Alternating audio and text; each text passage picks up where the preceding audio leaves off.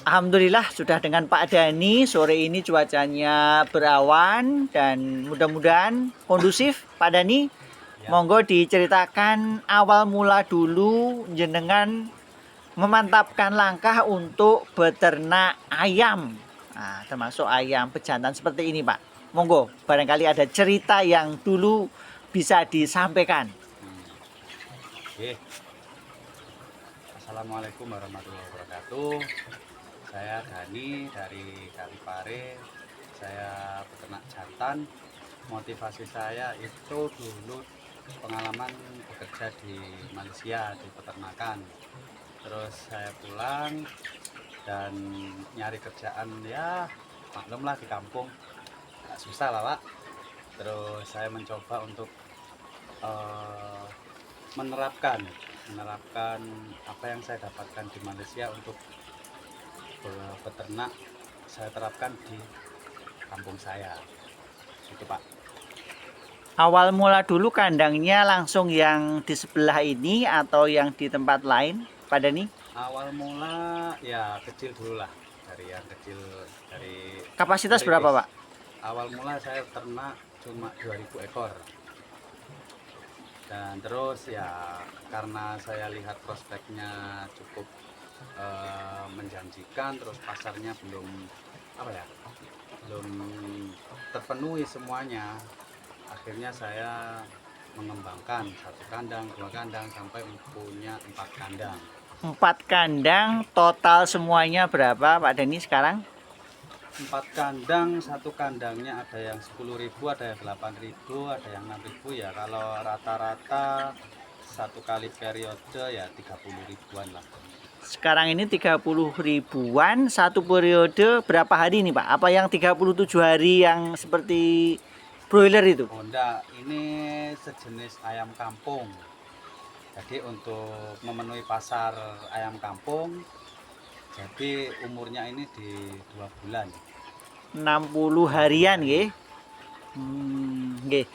Untuk rencana pengembangan dalam waktu dekat ini barangkali sampean akan ekspansi bangun 100.000 mungkin?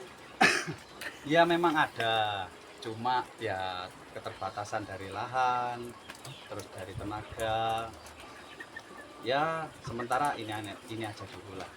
Oh Nah, gitu nggak nggih. tahu nantinya ke depannya. Kalau dapat sewa-sewa tanah atau tanah-tanah yang nganggur dibuat produktivitas untuk ternak, ya nggak tahu lagi nanti ke depannya gimana.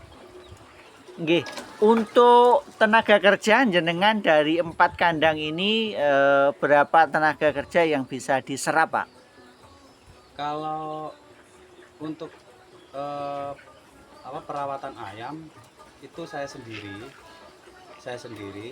cuma untuk yang jaga terus yang lain-lain itu orang tua sama mertua, dan ada lagi 4 freelanan, bersih kotoran, nyuci kandang, vaksin, itu saya 4 orang, jadi totalnya 6, 7 sama saya. 6 orang, 7 sama jenengan selaku juragan, dan ini 4 kandang 30.000, luar biasa. Satu, Pak Dani, yang konsep dinyanyikan lagu dan musik setiap hari nonstop 24 jam itu seperti yang tadi jenengan sampaikan, tujuannya selain biar nggak misalnya kaget ya kalau ada suara apa motor yang lewat atau suara apa gitu. Memang seperti itu. Di Malaysia juga dulu juga seperti itu. Nah, kalau di Malaysia kan dia terencana lah di tengah hutan, atau terus jauh dari pemukiman, jauh dari orang-orang. Jadi nggak semuanya orang bisa seliweran. Kalau di sini kan, ini kan ya dekat sawah, dekat pemukiman. Jadi kan banyak yang lalu lalang di sini. Terus untuk musik, ya memang untuk biar nggak gampang kaget, terus di lain tuh buat biar ayam nggak stres, terus buat hiburan juga. Gitu Nggih, Pak. nggih.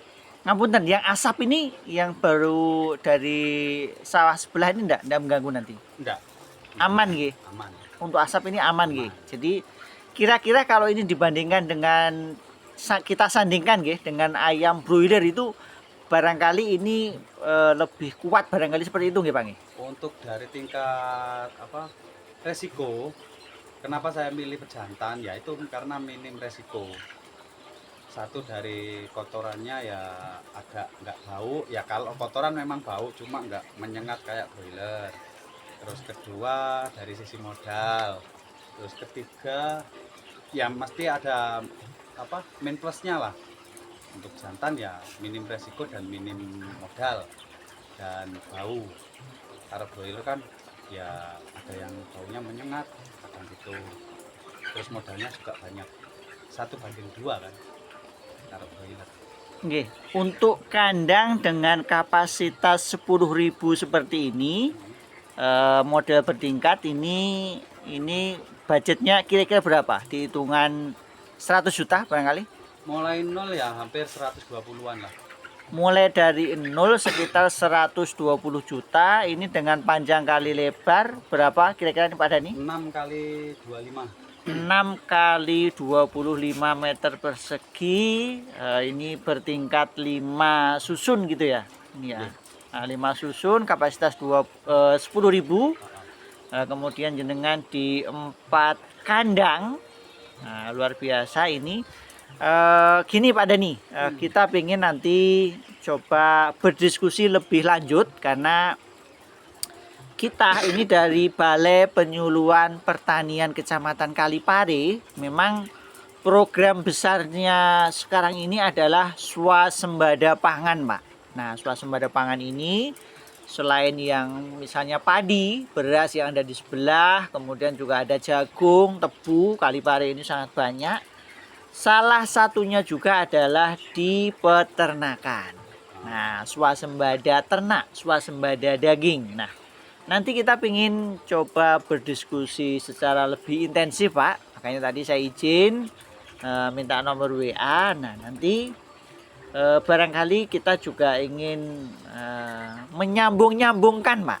Nyambung-nyambungkan itu dalam artian ini kalau ada yang mau belajar gimana gitu loh, anak-anak muda kita. Karena beberapa waktu yang lalu kita juga ada program petani muda, peternak muda, namanya program Yes, dan Kalipare juga menjadi salah satu yang berpartisipasi. Nah, tapi dampak lebih lanjut, nah ini kan kita ingin tidak berhenti.